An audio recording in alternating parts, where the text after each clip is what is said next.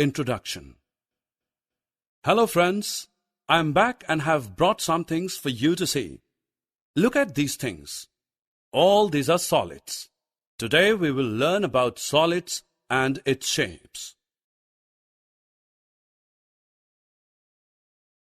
Objectives. At the end of this lesson, you will be able to identify solids, explain rolling and sliding of a solid, identify the shapes of solids. Friends, look at this brick. This is a solid. This brick has a fixed shape. It has length, width, and height. It is hard. We cannot change its shape by pressing it.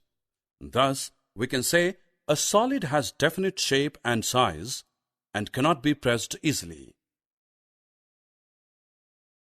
Now see this lock. Is this a solid? You are correct. This lock is a solid. It has a fixed shape. It has length, width, and height. And can we press it? No, we cannot press it.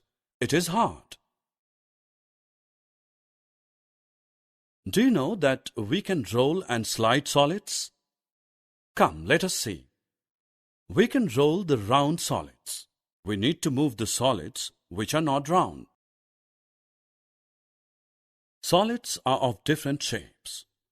We will now learn the names of the solids of different shapes. The shapes and its name are displayed on screen.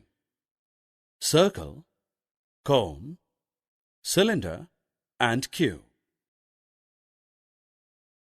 Can you tell the shape of this candle? Yes, you are right.